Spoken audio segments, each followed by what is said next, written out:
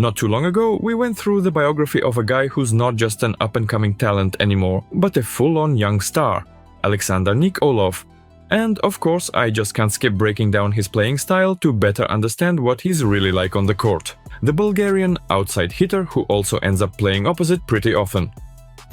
Naturally, let's start with attacking, or to be precise, with his approach steps. A lot of pro players have footwork that looks almost perfect. Every movement is clean, smooth, logical, so fluid you don't even notice the details. But with Alex, his approach almost always has a tiny bit of chaos. Sometimes he's kind of shuffling his feet, sometimes he moves with these small hops. I'm not talking about good or bad here, just pointing out his technical features. And from there, everyone can make their own conclusions.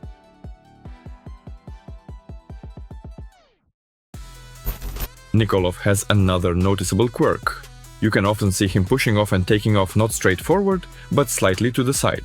You can see something similar with Kento Miyaura. I've already broken down his technique in a separate video.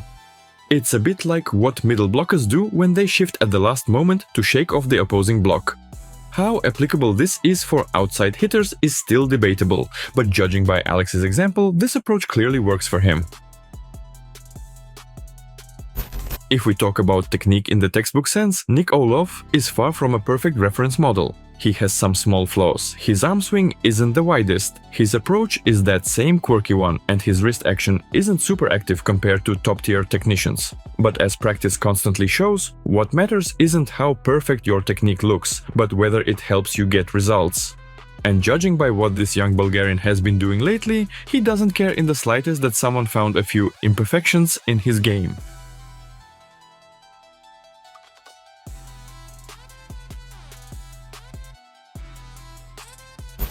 Alex's game is first and foremost about wild energy and drive, about enjoying every rally, about wanting to challenge the block and take on the toughest balls instead of looking for easy options. And very often this is exactly what turns a player from a proper technician into a real star.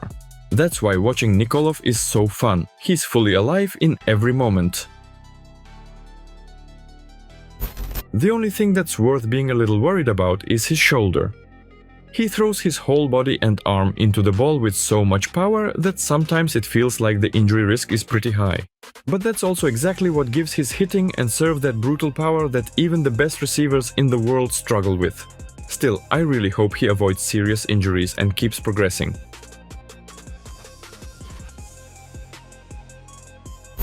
And the progress is already obvious, especially if you compare the current Nicolof with the one we saw early in his career in Italy. Back then, he was mostly all about raw physicality, without much variety in attack. From the fourth zone, he would basically smash everything cross-court with maximum power. If it worked, great. If not, well, too bad. Hitting down the line was rare and tips were used mostly out of desperation, not as a conscious weapon. There was a bit more variety when he played opposite, but even there the same favorite zones dominated, either the line or deep into 6, especially on back row attacks. It was around that time that Gianlorenzo Blangini, now the head coach of Bulgaria's national team, fully convinced himself that Nicolof has enormous potential as an opposite too, which practically dragged Lube right to the brink of a championship. He also had issues converting tough, awkward sets. But now we're seeing a completely different player. Balls that used to be considered dead and impossible to attack. He can not only swing at them, but finish them with high efficiency.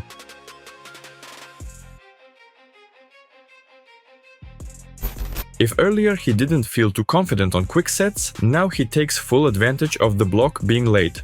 Blockers just don't have time to form a complete wall, and Alex is already firing along the perfect trajectory. Hitting down the line? Absolutely, even in tough situations.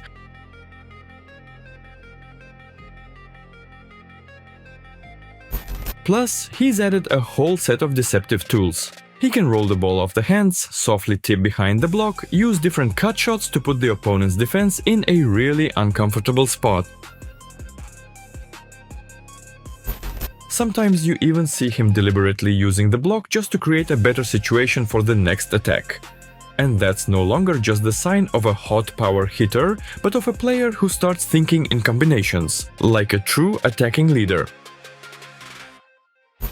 The most surprising thing is that he's learned to be effective on all kinds of sets. There's the more deliberate, high-arching style we saw from him at the World Championship, where he constantly battled triple blocks and tried to swing around them. And then there's the fast tempo game that dominates in Lube Civitanova, where he doesn't always need to get creative. He just attacks at his peak height, beating the block in timing. In this system, he becomes a real point-scoring machine, and the club stats prove it perfectly. Moving on to passing, as usual, I tried to find some kind of ritual before he receives serve. But Alex doesn't really have any strong patterns. Sometimes he adjusts his sleeves, sometimes he makes a small hop after the server tosses the ball. Nothing flashy. But you can clearly see how actively he uses his knee pads, not just as gear, but as an actual working tool. At the amateur level you often see the opposite. Players trying to do everything mid-air, flying around, falling however they want just to avoid touching the floor with their knees. Even though in many situations you can just drop to a knee and calmly control the ball. This is especially useful for female players, who for obvious anatomical reasons aren't always comfortable diving chest first. And that's why Alex's smart knee pad work can be a great example. Back to Alex. Whenever possible, he tries to receive with his torso already squared toward the setter. This means less platform twisting, which increases the accuracy of the pass. But with the speed of modern volleyball, the ideal picture doesn't always happen. To be more specific, he does much better with serves that come to his right side.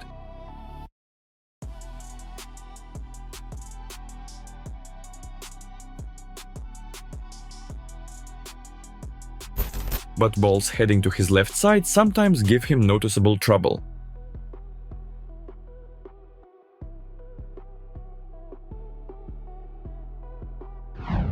You can also see issues in defense. If you watch closely, Nicolof actually gets a lot of touches on defense, but not all of them are high quality. He handles the simpler balls confidently, passing them cleanly to the setter, but real highlight-level spectacular digs after heavy swings? He still doesn't have too many of those. The percentage is low, and one reason is his relatively narrow defensive stance. Top elite defenders usually have a wide deep base, giving them more freedom for lunges, drops and rolls. But at this point in his career, Alex doesn't show much of that.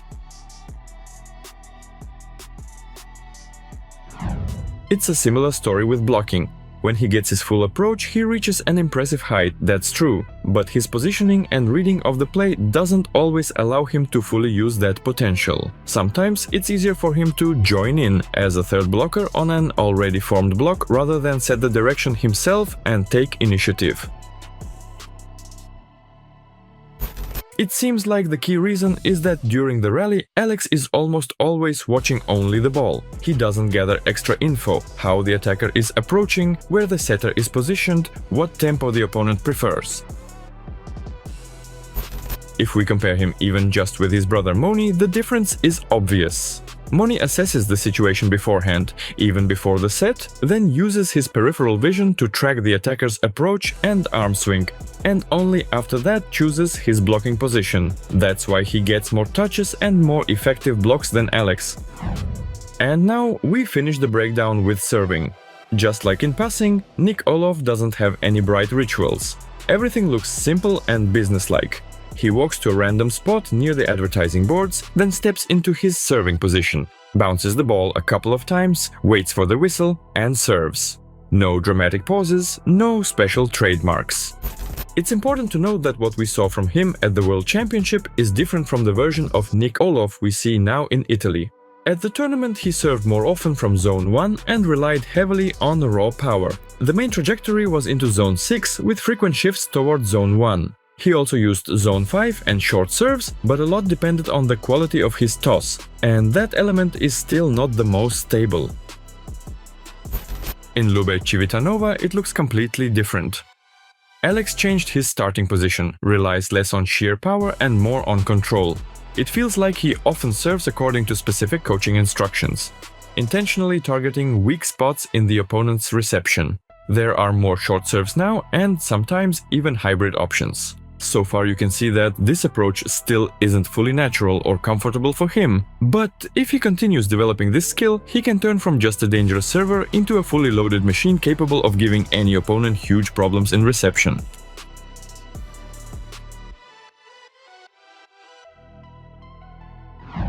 And that's the breakdown of the young Bulgarian outside hitter Aleksandar Nikolov.